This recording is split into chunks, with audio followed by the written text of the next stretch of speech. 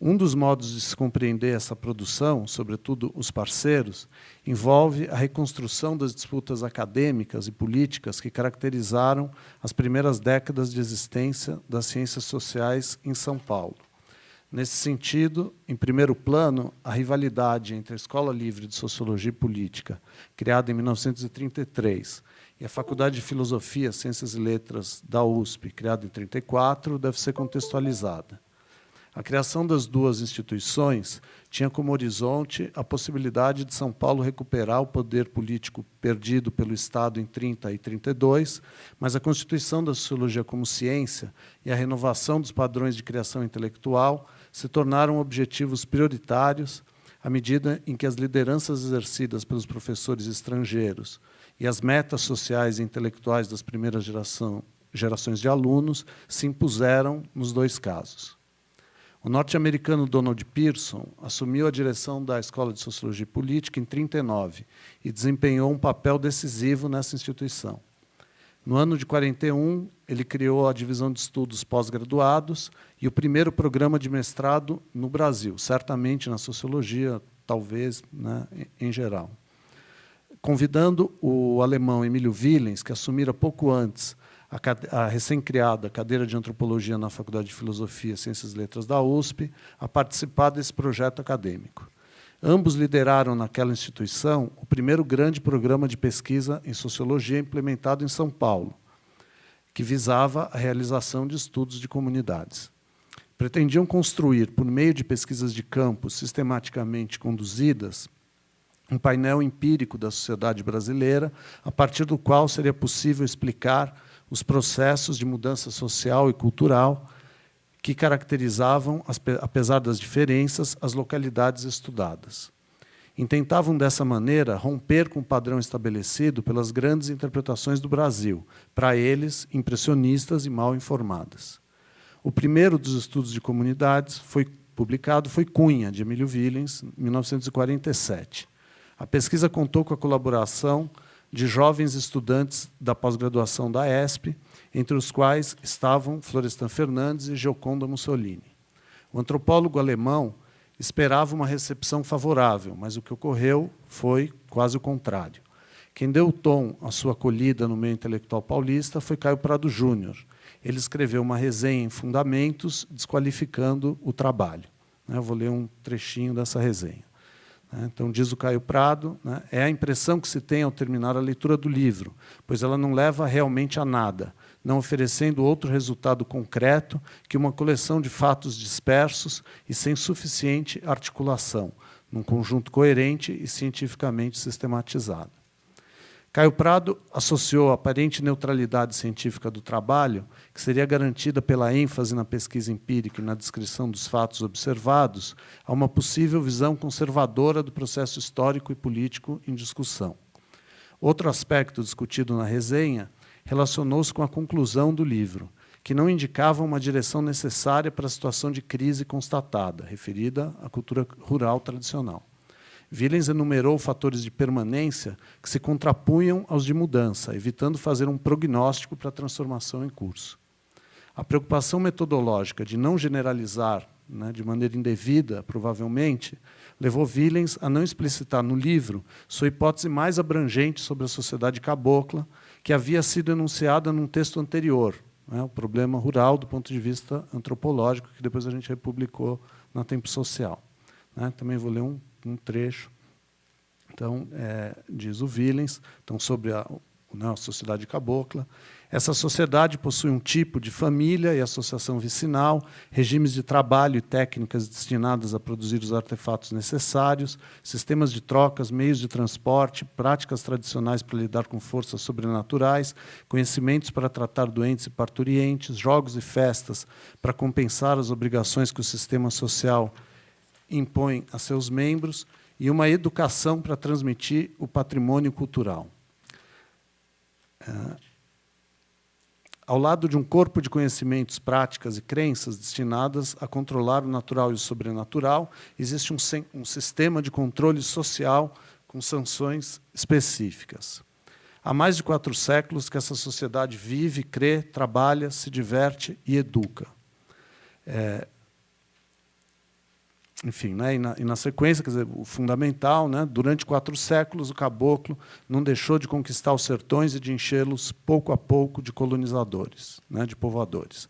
Essa hipótese seria decisiva para os trabalhos posteriores de Gioconda Mussolini, Antônio Cândido e Maria Isaura Pereira de Queiroz, mas o alinhamento de Villens com Pearson fortaleceu a leitura da sua obra como parte de um projeto acadêmico e político conservador, inviabilizando uma recepção favorável pelos cientistas sociais vinculados institucionalmente à USP. A própria Gioconda Mussolini, que foi assistente de Villens na cadeira, que era, né, assistente de Villens na cadeira de antropologia, havia colaborado na pesquisa que dera origem à Cunha e ainda estava, né, envolvida com ele na realização do projeto de um outro estudo de comunidade, a Ilha de Búzios, reafirmou os termos da crítica de Caio Prado Júnior. Então, ela diz o seguinte, nessa crítica, nessa resenha, na qual ela poderia ter rebatido a crítica do Caio Prado. Então, no final, ela diz, falta, ao nosso ver, uma certa interação entre as proposições gerais que lhe serviram de base e os fatos particulares que ilustra, numa redefinição daquelas proposições que impedisse a impressão de reificação de conceitos. Nesse mesmo ano, o antropólogo alemão aceitou um convite para lecionar nos Estados Unidos, motivado por essa possibilidade, mas também pela decepção com a acolhida desfavorável do seu livro em São Paulo, que expressava a dificuldade de conciliação entre as duas escolas. Tais fatos restringiram o reconhecimento do seu legado na USP, mas ele pode ser identificado na tradição de estudos realizados por Gioconda Mussolini, Antônio Cândido e Maria Isaura Pereira de Queiroz, que desenvolveram criticamente a percepção aguda de Villens sobre o papel dos sitiantes pobres no povoamento e na formação da sociedade rural brasileira. Antônio Cândido também criticou os estudos de comunidade, recusando a noção de comunidade, justamente, que seria indiscriminadamente utilizada e imprecisa, segundo ele, para caracterizar a realidade social complexa do mundo rural brasileiro.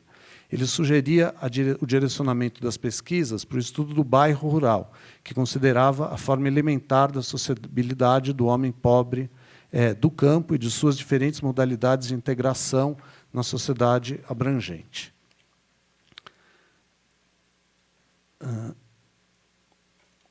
Gioconda Mussolini e Antônio Cândido criticaram os estudos de comunidade, mas não recusaram os pressupostos gerais que os orientavam. Sobretudo, aceitaram a tese mais geral de Villens sobre a participação dos pequenos produtores na formação da sociedade brasileira, sofisticando as possibilidades analíticas de apreensão do problema ao levar em conta determinações históricas e sociológicas mais amplas, a partir das perspectivas de análise defendidas na Faculdade de Filosofia, Ciências e Letras da USP.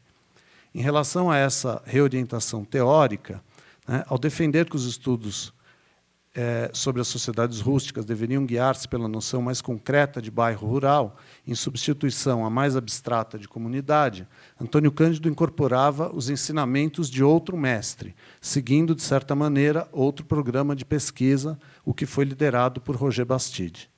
A sociologia da cultura praticada pelo professor francês pretendia flagrar possibilidades de resistência ao processo de modernização do Brasil, decorrente da expansão da civilização ocidental. Nesse sentido, as diversas formas sociais e culturais tradicionais não se constituiriam em entraves ao desenvolvimento do país. Ao contrário, seriam necessárias a revisão crítica dos pressupostos da civilização ocidental, marcados por uma visão etnocêntrica e dogmática. Dessa posição, o autor investigava os processos de interpenetração de civilizações, sobretudo através de seus estudos sobre as religiões afro-brasileiras, mas também nas pesquisas sobre folclore, arte, etc. Embora Bastide não tenha se empenhado tão diretamente na realização de um programa coletivo de pesquisa, as direções teóricas que explorou e os temas de investigação para os quais chamou a atenção seriam desenvolvidos por vários de seus alunos e alunas, como Gilda de Melo Souza, Florestan Fernandes e Maria Isaura Pereira de Queiroz. Nos parceiros, o modo como a relação entre cultura e sociedade é pensada, lembrando que a pesquisa se originou de um projeto sobre o cururu, pode ser referido ao esquema analítico do Bastide. Movido por essa concepção geral, a pesquisa inicial sobre o cururu desagou na análise aprofundada sobre a sociedade e a cultura caipira. Vale lembrar que a decisão de mudar de tema aconteceu no primeiro semestre de 1953 e que Antônio Cândido redigiu Os Parceiros em 1 ano. O livro focaliza, então, quem estiver terminando a tese, né, meio preocupado porque falta pouco tempo, tranquilize-se. O livro focaliza os processos de obtenção dos meios de vida relacionados à produção da dieta e da sociabilidade. Por meio de reconstrução histórica, informada por relatos de viajantes e por depoimentos de idosos, o autor reconstrói o que seria o mundo caipira tradicional. Morfologicamente definido pelo bairro rural, a sociedade é caracterizada pela produção de mínimos vitais e sociais e pelas relações de reciprocidade estabelecidas por meio de trocas alimentares, do mutirão, do folclore, das festas religiosas. Relativamente isolada, sua origem relaciona-se, entretanto, como a de toda a sociedade brasileira, com a expansão do capitalismo comercial europeu, o que explica o vínculo necessário com o mercado, inicialmente intermitente e reduzido, progressivamente intensificado com a modernização do país. O tema do desenvolvimento econômico e da formação da sociedade de classes queria nortear o programa de pesquisas de Florestan Fernandes, a partir da década de 60, aparece nos Parceiros, portanto, pelo avesso. Trata-se de dimensionar o impacto das transformações capitalistas no modo de vida das sociedades caboclas. O prognóstico explicitado na conclusão do livro, ele não cometeu o erro, né, de não fazer o prognóstico, denuncia o fim quase inevitável desse mundo, defendendo a realização de uma reforma agrária orientada por uma perspectiva antropológica. Um dos aspectos mais instigantes do livro, aliás, se relaciona com a etnografia realizada em Bofete. A pesquisa minuciosa e sensível realizada por Antônio Cândido nos aproxima da vida cotidiana do caipira, sobretudo daqueles de carne e osso com quem conviveu na fazenda Bela Aliança no final dos anos 40 e em meados da década seguinte. O modo como essa experiência narrada também deve ser levado em conta. A continuidade dos temas, assim como a clareza e o estilo literário da sua argumentação, recuperam a tradição do ensaio histórico-sociológico brasileiro. A tese defendida por Antônio Cândido nos Parceiros dialoga, portanto, com os grandes intérpretes da formação da sociedade brasileira, valorizando a presença quase esquecida do caboclo e da pequena propriedade nesse processo. Nessa direção, a produção da dieta deve ser sublinhada, dado que o núcleo da alimentação caipira, mandioca, arroz, feijão e milho, viria a se espraiar em todas as classes, nos meios rural e urbano, como a comida brasileira por excelência, a única realmente eficaz para matar a nossa fome, que, como nos ensina o autor, é também social. Entre os ensaístas que abordaram o estatuto histórico e sociológico dos agricultores pobres, reconhecer ou não sua existência autônoma desde a colonização foi a questão fundamental. Em Os Sertões, Euclides da Cunha sugere uma resposta afirmativa a essa pergunta. O livro propõe a interpretação da nossa formação histórica a partir de 2 sentidos, vinculados ao Brasil do litoral e ao Brasil do interior. O sertanejo resultaria do cruzamento entre brancos e índios, vinculado ao povoamento vagaroso do interior, ocorrido desde os primórdios da colonização. O isolamento em relação ao litoral, o tempo vagaroso desse processo, teriam levado à formação de uma sub-raça mais estável e adaptada ao ambiente rústico do sertão. É esse o cerne da interpretação favorável ao sertanejo, que levaria vantagem em relação ao mestiço do litoral, porque estaria adaptado ao seu meio, né? Há na mesma obra, entretanto, uma interpretação desfavorável ao sertanejo, né? A qual diagnostica o comportamento de Antônio Conselheiro e o fanatismo religioso como expressões do meio social produzido pela mestiçagem de raças inferiores com superiores. A sua religião é como ele, mestiça, né, diz Euclides da Cunha. De qualquer modo, a visão de Euclides da Cunha orienta uma vertente interpretativa que reconhece e valoriza a existência relativamente autônoma de grupos sociais constituídos por sitiantes pobres desde o início da colonização brasileira, apesar da instabilidade desse processo. De modo geral, os estudos de comunidades, Villens à frente, e os trabalhos de Antônio Cândido, Gioconda Mussolini, Marisaura Pereira de Queiroz, seguem essa direção, mesclando perspectivas sociológicas e antropológicas, por meio das quais os problemas decorrentes da modernização, sobretudo os que implicam a transformação das formas de vida desses grupos são discutidos. As interpretações sugeridas por autores tão díspares ideologicamente como Oliveira Viana e Caio Prado Júnior a respeito desse problema fundamentam outra forma típica de aprender essa questão. Nesse caso, o pequeno produtor rural é representado negativamente, seja por conta da sua suposta inferioridade étnica, seja por sua subordinação econômico-política ao grande proprietário. O que importaria, desse ponto de vista, seria compreender as formas de relação com a totalidade na qual se insere o sitiante pobre e não os modos de organização social e culturais internos. Em populações meridionais do Brasil, Oliveira Viana fixa uma representação desse personagem por meio da caracterização contrastante entre dois estratos sociais que formariam a colônia, a aristocracia e a plebe rural. Sua visão justifica a inferioridade destes em relação àqueles em função das teorias racistas ainda em voga no Brasil, no início do século XX, mas também em função da hipertrofia do poder local, concentrado nas mãos dos grandes proprietários.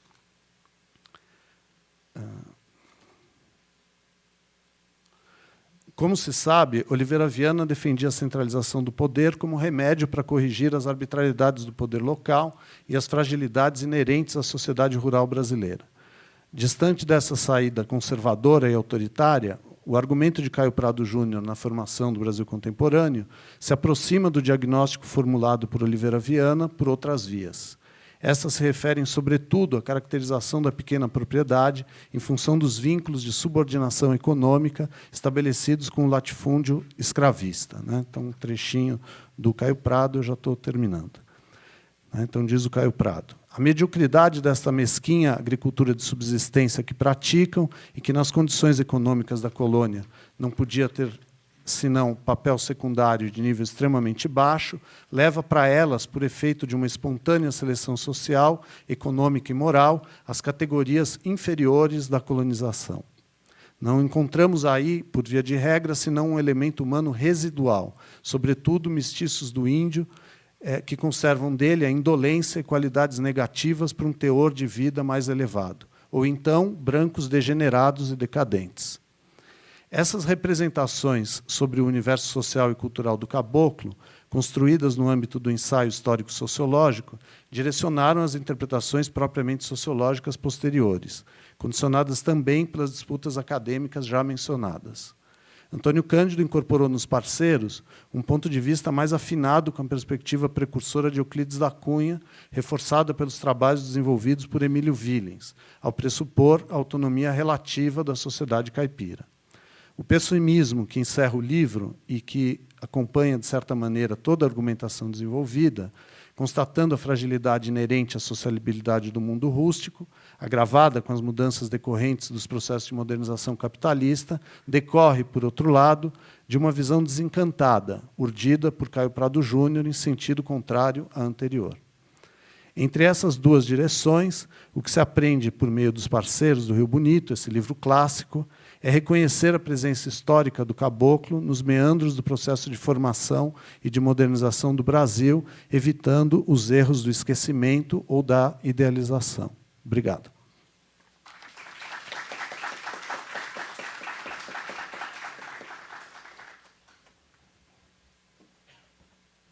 Quer vir aqui, Rodrigo? Muito obrigado, professor Luiz. Vou passar para o professor Rodrigo.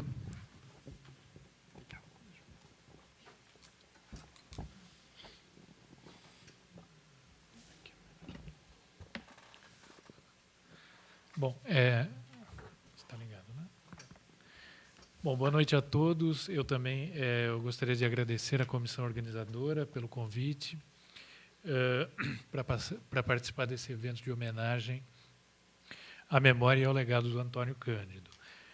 Da mesma forma que o Luiz Jackson já comentou, eu venho há algum tempo estudando a obra do Antônio Cândido, no mestrado e no doutorado, e o que eu trouxe para essa exposição é uma discussão sobre a crítica literária de rodapé que o Antônio Cândido fez nos seus primeiros anos de produção intelectual.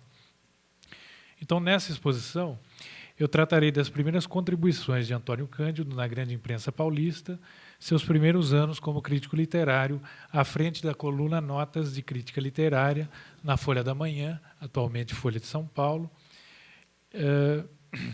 e pretendo rastrear as principais discussões que marcaram a sua produção intelectual nessa primeira fase, a fim de avistar um repertório de preocupações, interesses e leituras que ele jamais irá abandonar por completo. Eu também gostaria de realçar nessa exposição a relação entre sociologia, militância política e essa crítica de rodapé. Esse talvez seja o principal mote da minha fala. Entre os anos de 1943 e 1947, Antônio Cândido atuou como crítico literário militante na grande imprensa paulista, assinando, como eu disse, os rodapés da coluna Notas de Crítica Literária nos jornais Folha da Manhã e Diário de São Paulo. No total, foram publicados 162 escritos, dos quais 80 foram recolhidos em livros de sua autoria, por exemplo, Brigada Ligeira e o Observador Literário, e, posteriormente, eles foram recolhidos nas revistas Literatura e Sociedade, Remate de Males, Inimigo Rumor, entre outras. Uma parcela também expressiva desse montante foi reunida em um volume organizado por Vinícius Dantas, intitulado Textos de Intervenção. Como se sabe, com o prestígio amealhado pela participação na seção de crítica literária da revista Clima, quando ainda era estudante do curso de Ciências Sociais aqui na Faculdade de Filosofia, Ciências e Letras da Universidade de São Paulo, Cândido viabilizou seu ingresso na imprensa diária de São Paulo.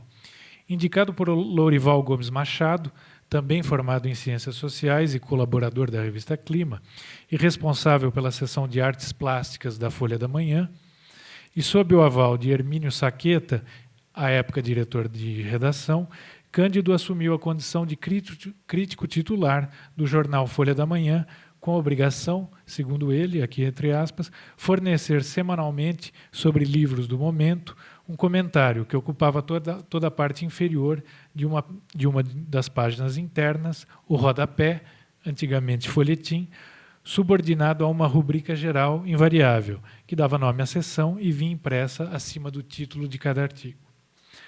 Ao todo, na Folha da Manhã, esse é o período que eu vou tratar aqui com mais detalhes, foram redigidos 92 rodapés, em cujas páginas desfilaram não apenas os principais nomes da vida literária brasileira de então, entre veteranos e estreantes, como também seus posicionamentos e intervenções de Cândido face ao debate de ideias intelectuais e políticas que agitavam o Brasil naquela altura.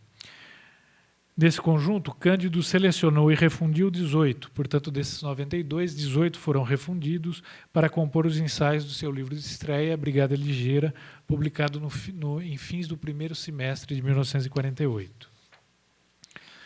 Para que se possa compreender o perfil intelectual da contribuição de Cândido nesse momento, isto é, os pressupostos analíticos de seu método crítico e suas preferências literárias, é necessário, ao meu ver, levar em conta 3 dimensões. Em primeiro lugar, os contornos mais gerais do contexto social e o clima político e ideológico desse período. Período de intensa agitação política, os anos de 43 a 45 marcam, no plano interno, o declínio do Estado Novo e seus corolários, os primeiros movimentos contestatórios, a reorganização da vida política, o abrandamento da censura, etc., e, no plano externo, o desfecho da Segunda Guerra Mundial e a derrocada dos regimes totalitários. Em segundo lugar, é preciso também levar em conta a alternância vivida por Cândido, nesse momento, entre o exercício da crítica literária na grande imprensa e a profissionalização acadêmica na área de sociologia. A formação adquirida no interior da USP repercutiu profundamente na postura analítica adotada por ele nos rodapés. Em terceiro lugar, a militância política em pequenos grupos de esquerda. Ao aderir ao movimento mais amplo de contestação à ditadura varguista, Cândido assumiu posições políticas e intelectuais bastante combativas, se integrando a pequenos agrupamentos de oposição surgidos na esteira do processo de retomada da vida democrática. Conforme aponta a bibliografia sobre o assunto, a primeira metade da década de 40 marca, em São Paulo, um momento de transição. Do ponto de vista intelectual, ocorre a emergência e o ingresso na vida pública de uma nova geração de intelectuais que dispunha de uma sólida formação universitária e se contrapunha à chamada geração modernista, que dominou a vida cultural paulista desde a Semana de Arte de 22 até essa primeira metade dos anos 40. Nesse momento, os princípios e os critérios de legitimidade do debate intelectual se redefinem, instaurando um conflito geracional que se expressou em depoimentos, manifestos programáticos, escaramuças e provocações recíprocas. A criação da Faculdade de Filosofia, Ciências e Letras, em janeiro de 1934, representou uma verdadeira e profunda inflexão.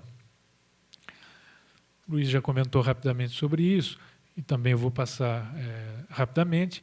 Para preencher os quadros docentes das disciplinas recém-criadas na faculdade, foram contratados professores estrangeiros que chegaram ao país nos marcos da chamada Missão Francesa.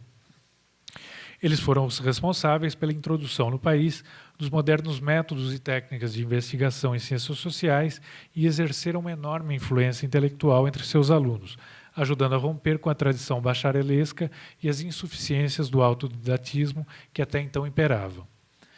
Embora jamais tenha rejeitado em bloco a contribuição legada pela tradição ensaística brasileira, a ponto de proclamar uma clivagem radical exercida pela sociologia acadêmica paulista em relação à produção intelectual precedente, Cândido não ficou imune a esse padrão científico instaurado pela institucionalização da faculdade. Ao contrário, nos rodapés da Folha da Manhã, ele defende com veemência os parâmetros instituídos pela formação especializada adquirida no interior da universidade, sobretudo ao reivindicar uma abordagem sociológica do fenômeno literário, cuja substância se tornaria inteligível a partir de seu estudo por uma disciplina específica. Conforme prescrevia a tradição, em seu artigo de estreia na Folha da Manhã, intitulado em francês Ouverture, Cândido delineia o programa de trabalho que ele seguirá, destacando os fundamentos e a afinidade de seu método crítico com o contexto histórico abrangente. De um lado, ele recusava o impressionismo como finalidade última do julgamento crítico, admitindo, no entanto, a sua validade como, entre aspas, prolegômeno a toda atividade crítica. De outro lado, ele também rejeitava a crítica científica, que para ele, em função do ânimo de superar as condições personalíssimas da crítica impressionista,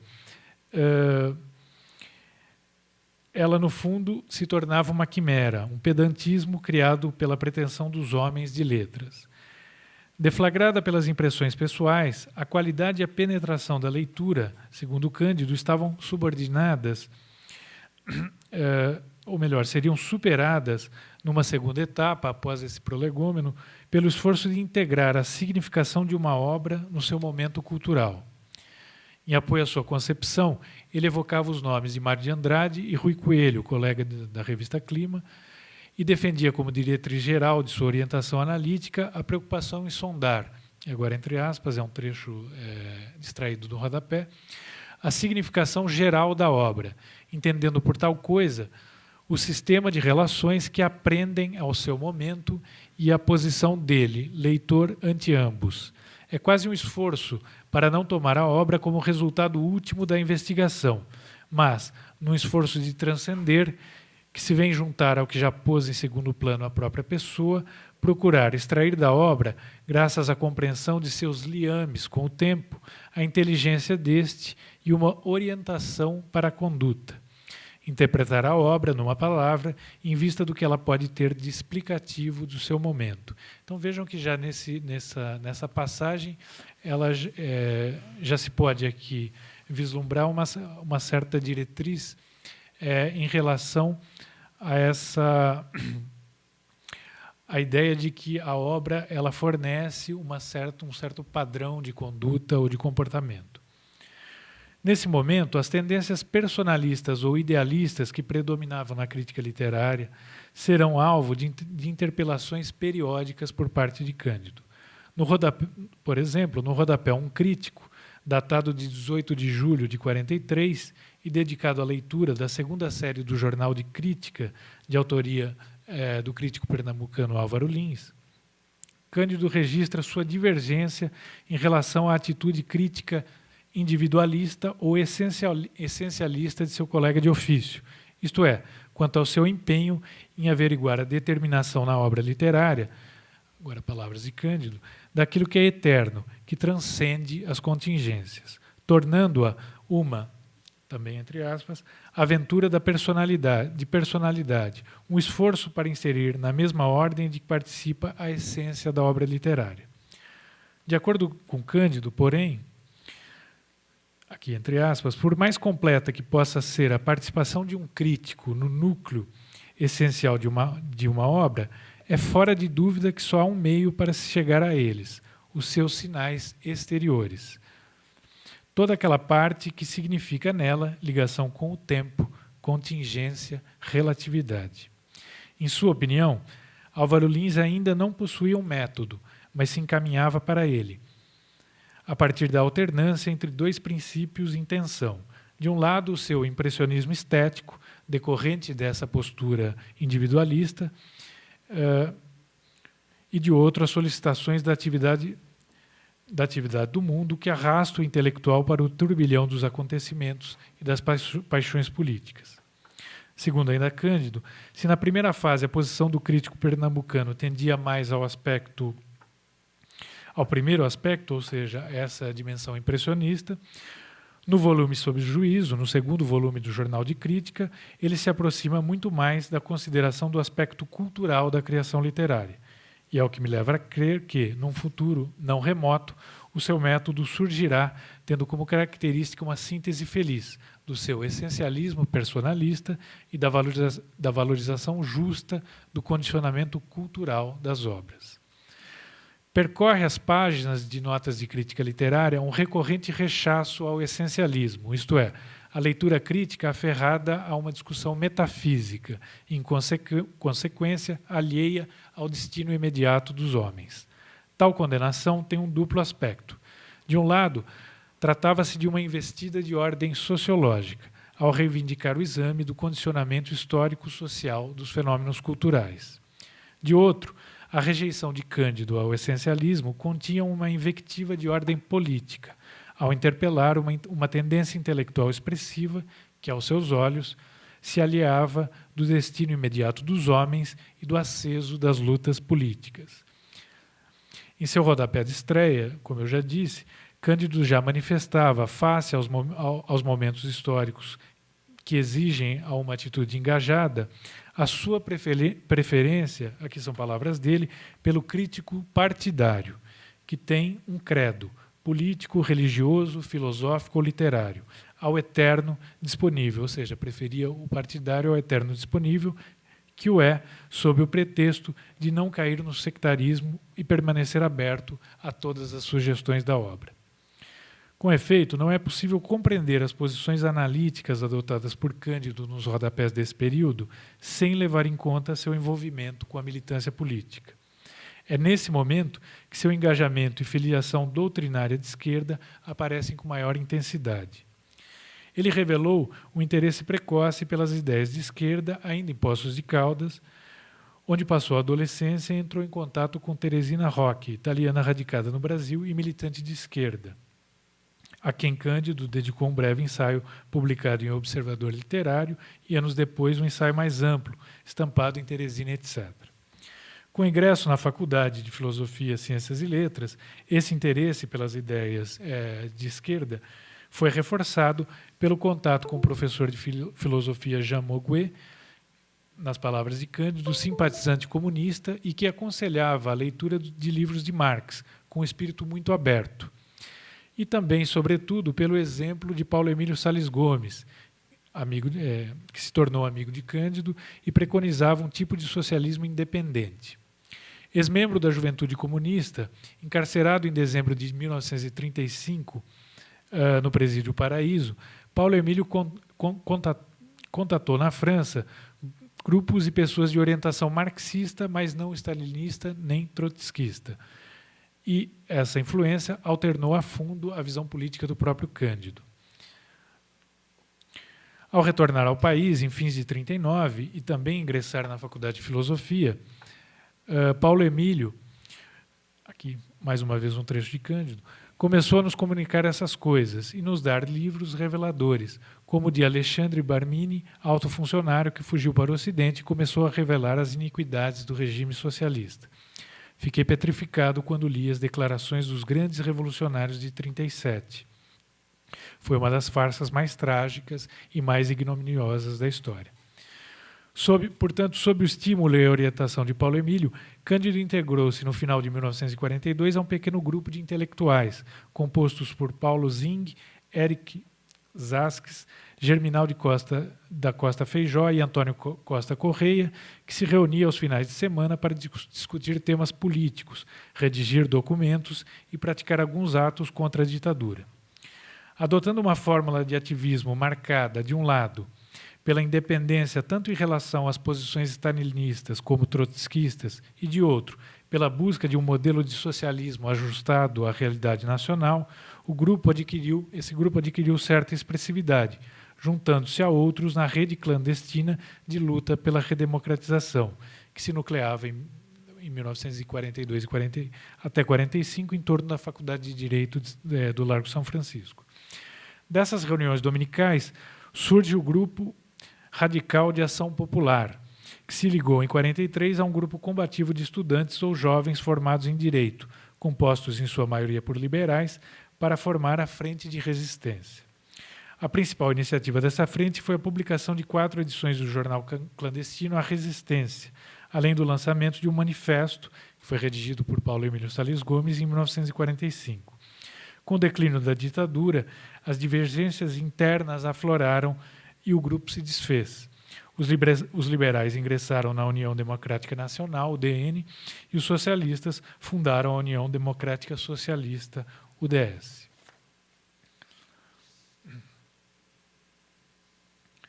Bom, em plena sintonia com as vicissitudes de seu tempo e assumindo as responsabilidades sociais e políticas dos intelectuais, Cândido defendia, nessa altura, com ardor, o combate a todas as formas de pensamento reacionário, que, a seu ver, se manifestavam em 3 tendências perniciosas. Primeiro, as filosofias essencialistas. Eu comentei sobre o rechaço à crítica essencialista. Depois, a sociologia da cultura, e ele é bastante crítico à obra de Gilberto Freire nesse momento. E, em terceiro lugar, a literatura personalista, ou seja, a literatura intimista publicada nesse momento. Avaliando em retrospecto, Cândido, em diferentes ocasiões, admitiu a incidência, nos seus rodapés, de um certo sectarismo deformante, que o conduzia, aqui são palavras dele, para o aspecto ideológico mais que podia. Tendia, às vezes, a fazer a avaliação crítica com base na importância ideológica. Nunca cheguei a ser esquemático, nem fanático, mas um pouco redutor. Talvez se possa afirmar, para qualificar melhor esse sectarismo, expresso pelo próprio Cândido, que essa dimensão se revela menos no conclame de uma literatura engajada do que numa certa exaltação meio descabida de escritores e poetas comprometidos com as ameaças e as vicissitudes de seu tempo. Nessa direção, não causa espanto a avaliação elogiosa de autores representativos de uma certa literatura participante, figuras hoje, se não completamente, quase esquecidas. Para exemplificar esse ponto, retomo 2 rodapés e com isso termino. O primeiro foi publicado em 1944 e tem como título Longitude. Trata-se de uma leitura do livro de poesias A Voz do Rio Grande, publicado por Rossini Camargo Guarnieri. Em sua leitura, Cândido afirma ser esse autor, aqui entre aspas, o melhor e o mais forte dos poetas moços de São Paulo. E o jovem crítico lamenta que Guarnieri tenha se mantido, também entre aspas, esquivo ante ao público, guardando um silêncio interrompido após a publicação de Porto Seguro, em 1938, portanto, há 6 anos. Por isso, É com prazer que dou notícia de seu último livro, A Voz do Rio Grande. Esboçando uma tipologia de conotação política, Cândido sugere que, aqui é um longo trecho que eu gostaria de citar, os poetas se organizam segundo um meridiano ideal, havendo os que se colocam à esquerda e à direita. Haveria assim uma esquerda e uma direita poéticas, usando os termos não no sentido político corrente, mas relacionados a questões de técnicas e de concepção de poesia. A segunda atitude caracterizaria os poetas preocupados sobretudo com a expressão do destino individual, construindo um sistema poético em que sobreleva a necessidade da expansão do eu e da obtenção de uma poesia mais ou menos pura, no sentido de bastante a si mesmo e inimiga do tema poético. A primeira atitude compreende os poetas aos quais a própria personalidade aparece irremediavelmente misturada com a dos outros, levando-os a coletivizar as suas emoções em oposição à primeira atividade, que procura individualizadas ao extremo. Os poetas de direita geralmente não se ultrapassam, criando beleza dentro de condições extremamente individuais de sensibilidade. Nas coisas e nas cenas do mundo, veem, de preferência, correlativos objetivos. Para usar uma expressão de Eliot, das suas idiosincrasias. São, numa palavra, excessivamente teses. Os poetas de esquerda tentam transpor esse individualismo, maior ou menor, abrindo a sua sensibilidade ao mundo e ao semelhante e procurando uma expressão mais total do mundo.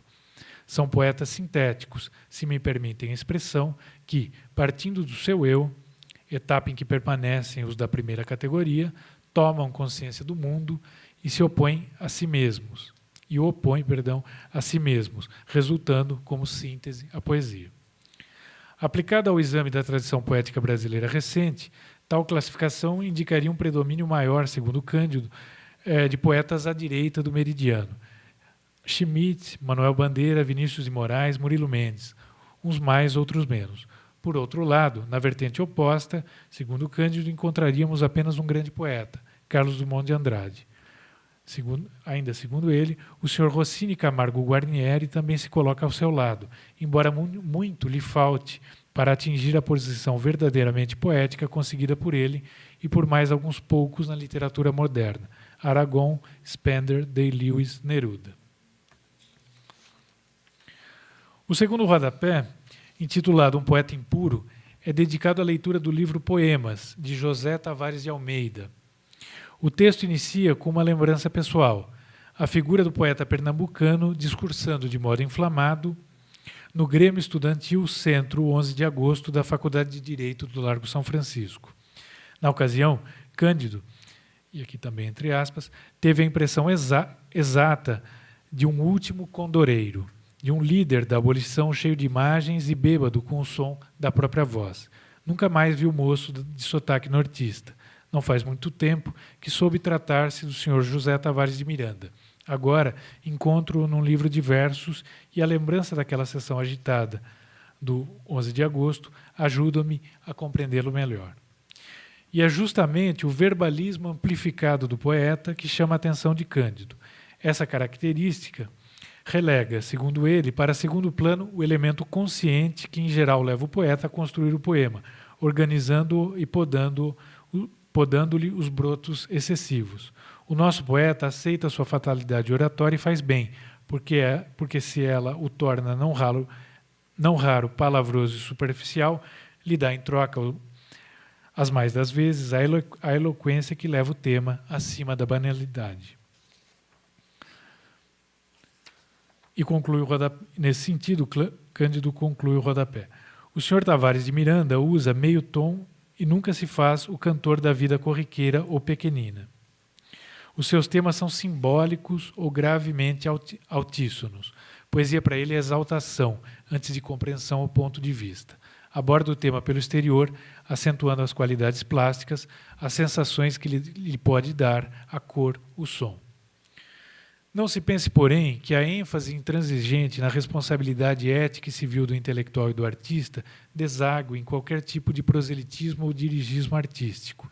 Tampouco impedem Cândido de qualificar com isenção os méritos ou deficiências artísticas da obra literária. A preocupação com a participação, em momento algum, se dissocia da sensibilidade estética e finura de juízo crítico. Prova disso, e para concluir, é o rodapé Não Vale a Intenção, datado de 1943, no qual Cândido avalia o romance Entre o Chão e as Estrelas, do escritor comunista Tito Battini. Cândido lamenta seu desacordo estético com o autor, aqui entre aspas, porque se percebe logo quanto de humanidade e justiça há na sua orientação em face do homem, como é angustiado o brado que levanta em relação à condição da massa proletária e como se orienta decisivamente para a sua justa solução. Não obstante, Battini, segundo Cândido, não tem a constituição romanesca necessária para dar aos seus ideais um cunho verdadeiro de literatura, operando a passagem da vida à arte. Incapaz de delinear a psicologia de seus personagens, de modo a articular os acontecimentos por que passa o protagonista do romance, Battini confina a vida de seus personagens ao pitoresco e ao acúmulo exterior do sentimento. E Cândido conclui que o defeito do livro não é de assunto, nem de concepção de vida. O assunto é o mais rico possível, a concepção dos homens em sociedade, a mais justa e a mais propícia para encher os pulmões de um verdadeiro escritor. No senhor Tito Battini, o defeito vem do romancista. O romancista é que é o culpado pelo desperdício do assunto e pela inconsistência que se esvai o problema social exposto, o que vem provar, mais uma vez, que a honestidade e a boa vontade não bastam para fazer obra de arte. Esta não se nutre apenas da riqueza humana do autor, ou do seu sentido mais ou menos justo das coisas. Requer uma agudeza psicológica, um senso de participação e qualidades de composição sem as quais o resto de nada vale. Para além do interesse intrínseco de sua leitura, os rodapés assinados por Cândido revelam os alicerces que escoram os contornos de seu projeto crítico, certos princípios metodológicos, certas posturas doutrinárias, certos critérios estéticos e desafios analíticos que serão, no correr dos anos seguintes, reavaliados, reelaborados e refinados. A sólida bagagem literária e a clareza reflexiva causam assombro. Desfilam pelas páginas de notas de crítica literária os principais nomes da cultura brasileira, da primeira metade da década de 1940. Procurei aqui apresentar apenas uma pequena parcela desse expressivo conjunto, de modo a ressaltar a sua importância para a compreensão das linhas mestras do pensamento crítico de Antônio Cândido. Muito obrigado.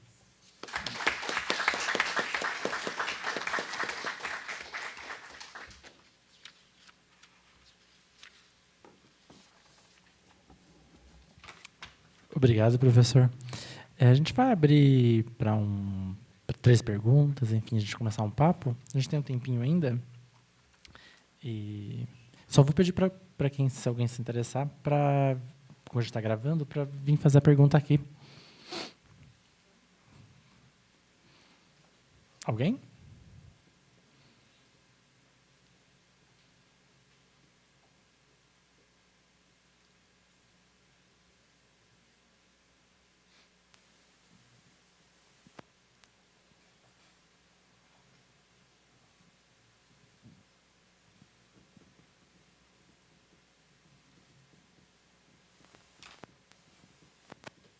Eu tenho. Eu posso fazer algumas perguntas para a gente iniciar e vamos ver como que...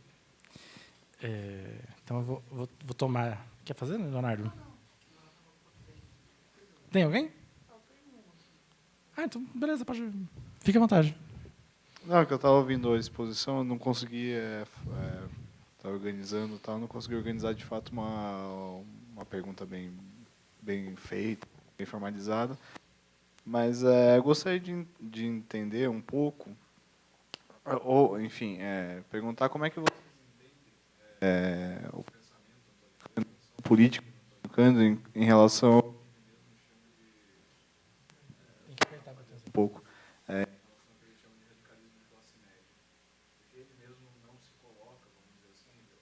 radicalismo sociológico na Faculdade Centenária de Abolição, enfim.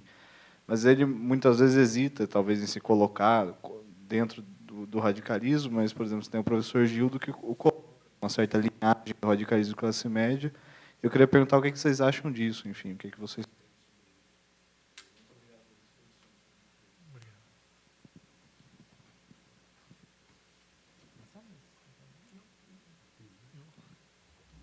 Tá ligado ainda, não?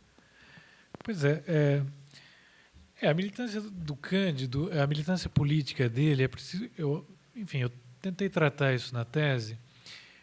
A primeira questão que me chamou a atenção é que essa militância, primeiro, ela é muito longa, ela começa nos anos 40 e vai até o final da vida, então, portanto, ela vai passando por uma série de inflexões, matizes, nuances.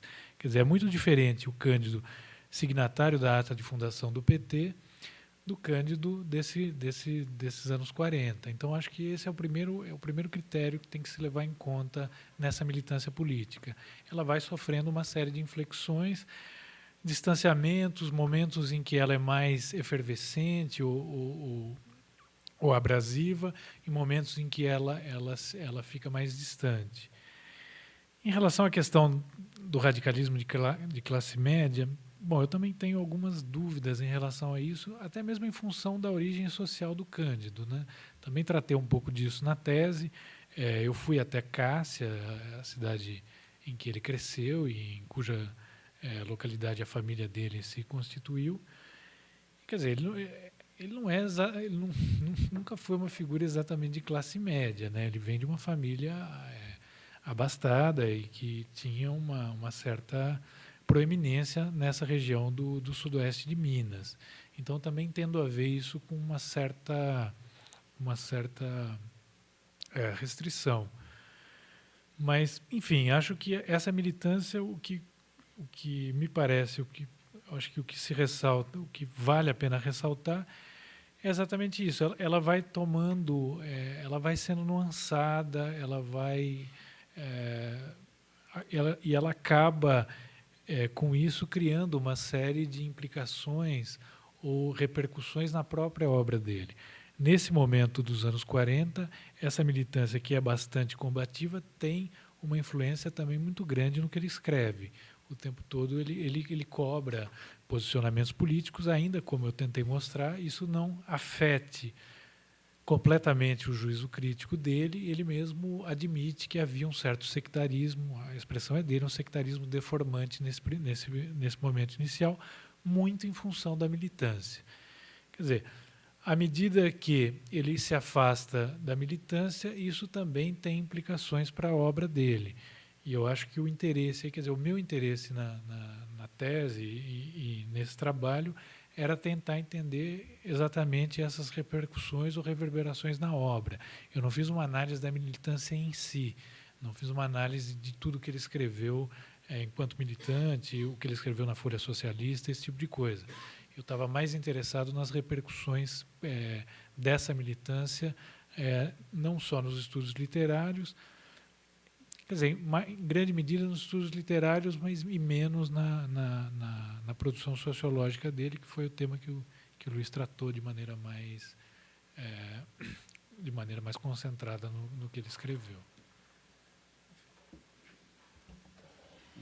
Não, eu acho que dá para qualificá-lo, né, como um radical, nos termos que ele próprio define. Mas eu lembro que essa orientação política, né, ou essa discussão sobre os intelectuais brasileiros do ponto de vista da sua orientação política começa no famoso prefácio ao Raízes do Brasil, né, que foi publicado em 67, e que esse texto, né, que reivindica, depois tem a polêmica recente suscitada pelo texto do Leopoldo. Mas eu acho que o fundamental é que a tentativa, né, de qualificar o Sérgio Buarque como um democrata e claramente, né, depois como um radical, tem a ver com o combate à ditadura militar. Então, essa reflexão, né, sobre o desenvolvimento do pensamento brasileiro desse ponto de vista, quer dizer, ela tem um chão muito concreto, né? Mas, de qualquer forma, eu acho que é isso aí mesmo. Quer dizer, eu acho que esses textos têm também uma dimensão claramente autobiográfica. Ele está, né, por meio de todos esses autores que ajudam ele a defender, né, a existência de uma tradição intelectual democrática no Brasil. Mas, de qualquer forma, ele, por meio desses autores, ele fala de si mesmo. Acho que ele defende a sua posição, né, nesse contexto, né, da ditadura militar. Eu acho que o último texto ele apresentou, acho que em 88, mas então, né, em seguida a abertura. Mas essa reflexão sobre o radicalismo, acho que ela tem tudo a ver com o combate à ditadura.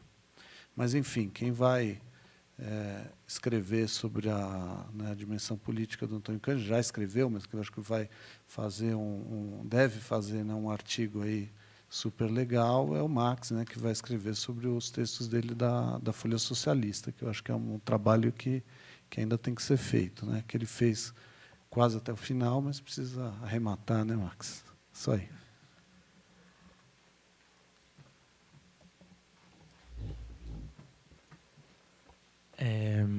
Eu tenho duas perguntas, e acho que uma é um tanto em continuação dessa. O que me pareceu muito forte nas duas falas foi o problema político da recepção, né?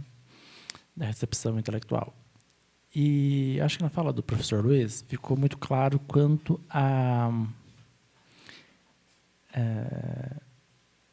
principalmente, né, no modo como Caio Prado recebia os estudos de comunidade, enfim. E como que, de alguma maneira, dá a impressão, eu tenho muito essa impressão, que Parceiros do Rio Bonito um pouco que também foi recebido É importante pensar a recepção, o sucesso de Parceiros do Rio Bonito pela recepção posterior, né, em 64. E no caso da fala do Rodrigo, ficou muito claro como ele recebe, né, as obras, enfim, também a partir de alguma, mesmo matizado dentro de algum critério político, né, pelo menos nesse Cândido Jovem. Então, essa, no fundo, não me parece aliás, não é exatamente uma questão, mas é um tanto isso, esse dado, assim, como que isso acontece nessa época, a relevância disso nessa época, enfim. E eu acabei pensando muito, quando o professor Rodrigo falou, de um texto que eu li na Folha, do Luiz Augusto Fischer, que ele comenta a respeito da relação do Cândido da crítica de viés catolicista conservador nos anos 50. E me pareceu um pouco, não sei, fiquei um pouco desconfiado da presença disso nos jornais, né? Na crítica de rodapé. Então, eu ia perguntar um pouquinho sobre isso, assim, como que é a relação dele com esse catolicismo conservador, né? O professor Martins, eu lembro que no ano passado, na homenagem ao Cândido, lembrou disso da relação da faculdade, né? A faculdade, até os anos 60, ela tinha muito medo de ser tomada pela elite católica conservadora do país. É um pouco essa, enfim, para a gente pensar um pouquinho, enfim, o problema político da recepção intelectual. Essa é a primeira questão. A segunda, eu vou passar para o Dimitri também, que quer falar alguma coisa. Hoje, acho que a gente vê um desafio, né, que é pensar Cândido nas ciências sociais, não só para pensá-lo como objeto das nossas pesquisas, mas também para utilizá-lo. Então, a minha pergunta é um pouco isso, assim, como que as ciências sociais hoje estão lidando com o problema cultural, né? Como que vocês enxergam, qual que é o ponto de vista de vocês, enfim. Como que vocês pensam o método do Cândido, enfim, os recursos disso, as possibilidades. Então, essa é uma pergunta um pouco mais, digamos assim, dirigidas a vocês como pesquisadores, né? Não só como leitores de Cândido. Vou passar a pergunta para o Dmitry, daí a gente pode fazer um fechamento, se mais alguém quiser. Pro Dmitry, Bom, boa noite. Eu queria fazer uma pergunta para o professor Luiz e outra para o... mais na chave, digamos assim, de tentar trazer, né, então, Antônio Cândido para, de certo modo, o momento que a gente vive agora. Então, o Luiz estava comentando esse aspecto do pessimismo do Antônio Cândido e, de certa maneira, como que no diagnóstico dele havia uma certa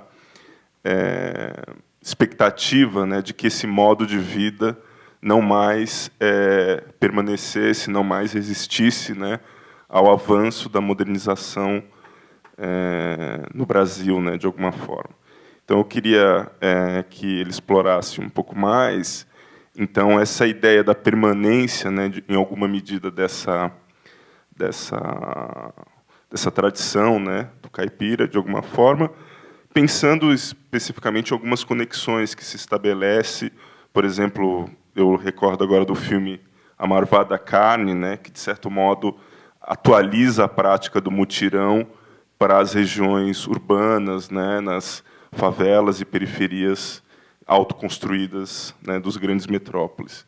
A segunda coisa, o Rodrigo, né, eu lembro que o Antônio Cândido, já nesses últimos tempos, né, ele criticava bastante a crítica literária atual, né, dessa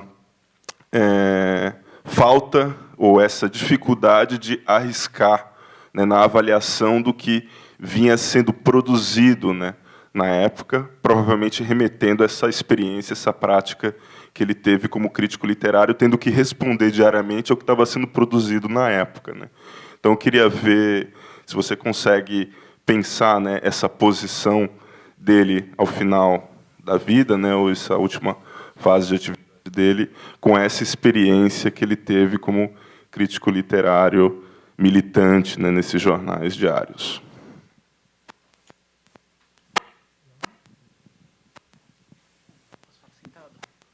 Pode falar sentado? Não importa a voz. Bom, eu queria agradecer as posições, né, dos dois professores, né, do Luiz e do Rodrigo. Eu sou Leonardo, eu sou da Ciência Política, né, do doutorado. E eu vou retomar um pouco. É a pergunta do Rafael e a do Ivo, que tem essa questão política.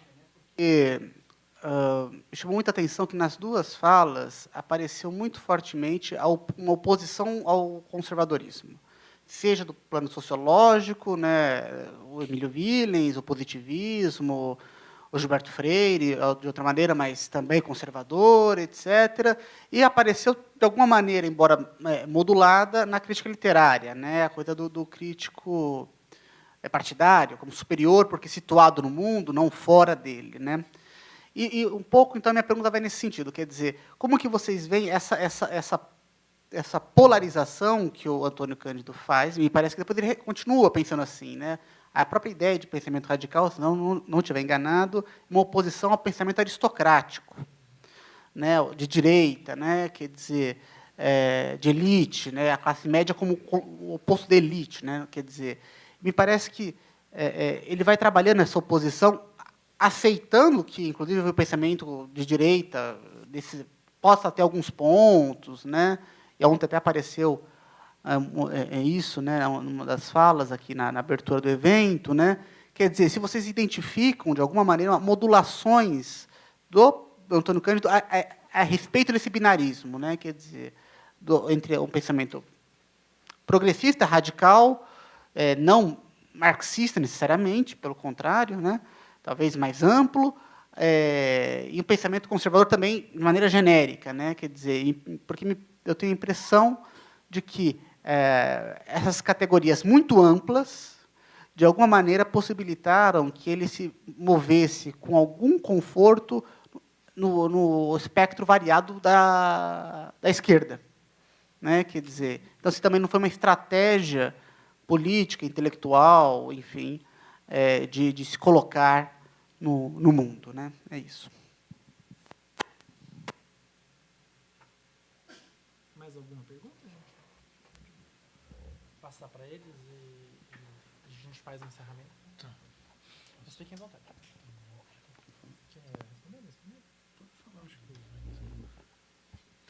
Bom, eu trouxe um trecho de uma entrevista do Cândido, que foi publicada originalmente naquela revista Transformação. Acabei não lendo aqui, mas acho que vale a pena agora, em função das questões endereçadas, acho que vale a pena ler. Ele diz o seguinte: confesso que por toda a minha vida, mesmo nos momentos de mais agudo esteticismo, nunca fui capaz de perder a preocupação com os fatores sociais e políticos que obsedaram a minha geração como uma espécie de memento e quase de remorso. Então, quer dizer, essas posições iniciais que ele sedimenta nos rodapés, embora elas tenham, ao longo do tempo, se abrandado, se modificado, me parece, isso eu escrevi lá na tese, me parece que alguns critérios de avaliação estética, alguns autores privilegiados, isso se mantém. Quer dizer, para dar um exemplo, ele, nesse momento, ele era bastante crítico a esse romance católico, Otávio de Farias, Lúcio Cardoso, esse romance intimista. E se você acompanhar a produção crítica dele nos anos subsequentes, ele jamais analisou essas obras, quer dizer, ele nunca escreveu um ensaio sobre essa literatura intimista ou católica, etc. Então, mesmo ele tendo abrandado algumas posições, mesmo ele tendo revisto alguns posicionamentos, ainda assim esses critérios eles permanecem. Em relação ao catolicismo, sim, em alguns rodapés, há um rodapé, por exemplo, em que ele faz uma crítica bastante dura a um livro do Alceu Amoroso Lima, chamado Mitos do Nosso Tempo. Na verdade, ele fulmina o livro na crítica, dizendo... Eu já confesso que já não lembro exatamente o teor do texto, mas o parágrafo final ele dizia algo da seguinte maneira: que, bom, se o autor não tinha nada de relevante a dizer, era melhor não ter dito. Claro que ele disse isso de maneira muito mais elegante, mas a ideia era um pouco essa. Então ele sempre foi muito crítico, sobretudo nesse início, a essa tendência ou essa vertente. Inclusive ele grafava, ele agrupava essa filosofia essencialista, o romance intimista e essas obras Mito do Nosso Tempo sob a rubrica a reação. E grafava, inclusive, com letra maiúscula nos rodapés, para enfatizar, de fato, tudo aquilo que ele se opunha a isso.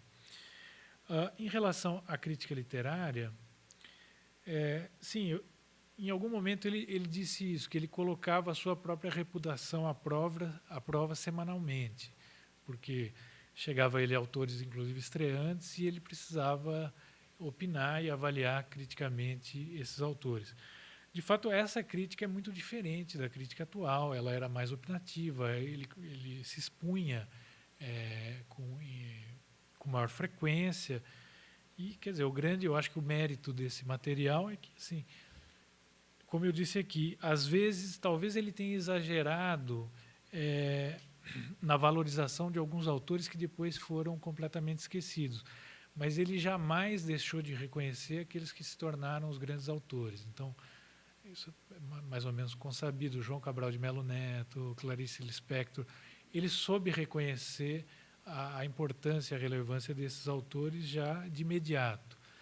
Então, mas, ao mesmo tempo, havia esse outro lado, essa dimensão participativa fazia com que ele, às vezes, valorizasse autores que depois se mostraram autores de pouca expressão no cânone da literatura brasileira.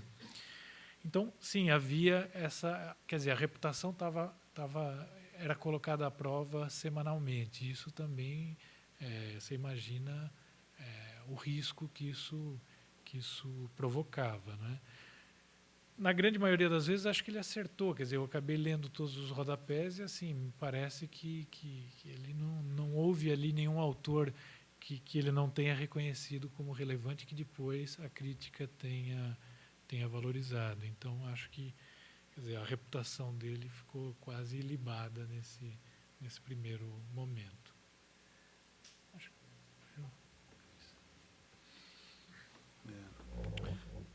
Bom, acho que uma das perguntas do Ivo, né? Eu acho que digamos que o esquema analítico do Antônio Cândido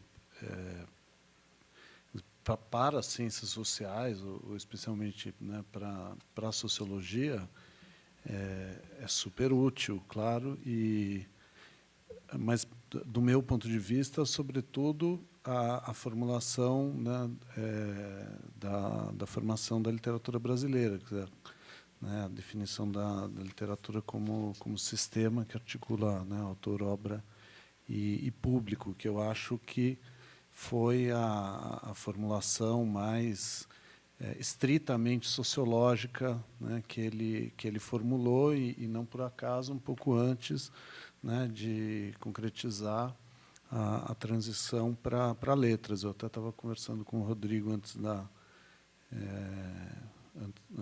mesa, né, antes de começar a apresentação, sobre isso, quer dizer, como ele, né, na década de 50, tinha, eventualmente, né, como uma aposta, como possibilidade, o estudo da literatura, né, do ponto de vista sociológico. Então, ele ofereceu cursos, né, sobre sociologia da literatura. Ele também, quando teve uma oportunidade, né, de publicar 2 textos, né, num livro comemorativo, né, em 1954, né, do 150 anos da independência, ele publicou 2 textos sociológicos, né, e uma análise sobre a literatura paulista, né, feita do ponto de vista sociológico. Ele poderia já, né, ter, enfim, apresentado algum texto mais de crítica literária. Mas o fato é que, quando ele vai para letras, ele é, né, obrigado, digamos, né, de certa maneira, a reformular a sua perspectiva teórica, analítica, porque ele passa a ser, ele vai ser sempre acusado de ser sociológico demais, né? E por conta disso, ele, né, eu acho, né, passa a afirmar com maior ênfase, né, a autonomia da obra literária, e também a concentrar as análises, né, nos textos, né, mais do que ele fazia antes, né, se comparado com os textos, né, da Folha da Manhã, com a crítica de rodapé, com toda certeza.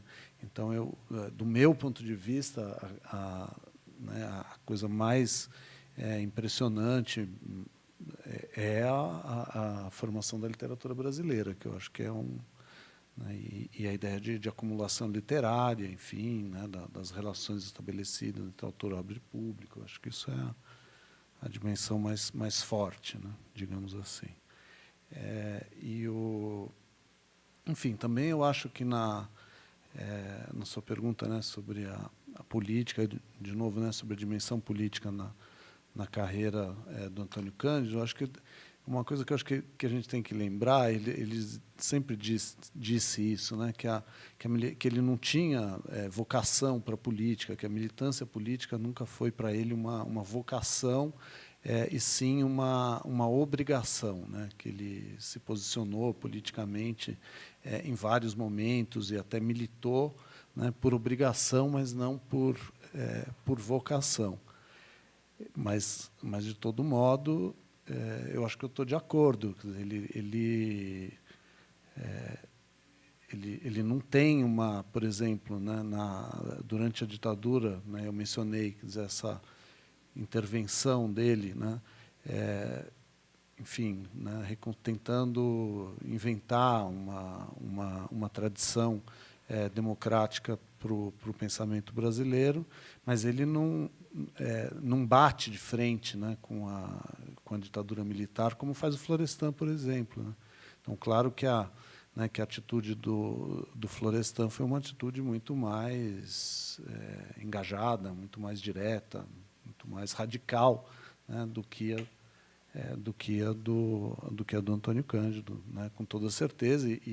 e isso tem a ver, né, com a origem social dos dois, e mesmo e eu acho que isso pesa para o Antônio Cândido, pesava para o Antônio Cândido, né, os textos do Florestan, os textos de balanço da história das ciências sociais do Florestan, aquela ideia de que o ensaísmo e que a literatura brasileira seriam necessariamente, né, expressão, né, do pensamento das elites, e que com a criação da USP, né, pela primeira vez no Brasil, poderia surgir um pensamento realmente progressista, né, em função da transformação do alunato, né, pelo ingresso na carreira intelectual de jovens egressos de famílias pobres, né, como ele próprio, Florestan.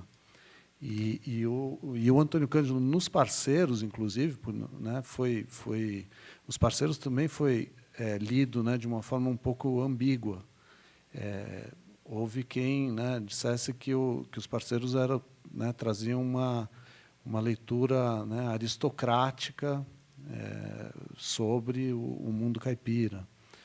E ele tentou, né, evitar, quer dizer, essa interpretação de todo modo. Quer dizer, o afastamento dele em relação, né, falei um pouco sobre isso, o afastamento dele em relação ao Villens, os estudos de comunidade, né, eu acho que tem tudo a ver com isso. Quer dizer, ele tenta marcar né, quer dizer, não ser identificado com essa tradição, porque essa era, né, a tradição mais conservadora, né, da sociologia naquele contexto. E a questão do Dmitry, eu acho que, só para uma coisa bem sintética, né, eu, na verdade, desse ponto a respeito, né, dos diferentes diagnósticos aí, né, sobre as transformações do mundo caipira, o fim, né, eu acho que, na verdade, quem estava mais certo a respeito desse problema era o Villens, né? Eu acho que o Villens percebeu, quer dizer, que talvez melhor do que o Antônio Cândido, né, que a capacidade, né, desse universo social se manter, quer dizer, apesar de todas as transformações, era imensa. E ele não disse isso explicitamente, ele deixou um pouco a questão no ar. Mas e o Antônio Cândido, eu acho que ele afirma, né, o fim inevitável né, desse modo de vida, dessa sociedade, pelo menos dessa forma, né, de organização social e cultural, acho que muito em função da crítica do Caio Prado, né, tentando encontrar um sentido, né, para a modernização capitalista no Brasil. E lembrando que o campesinato, quer dizer, desde Marx, Engels, né, a expectativa que se tinha a respeito do campesinato era que o campesinato desaparecesse. Quer dizer, o campesinato nunca foi visto, né, no interior do marxismo como uma força progressista, ao contrário, porque ele reivindicava a propriedade privada, né, do campo, né, no campo. Mas eu acho que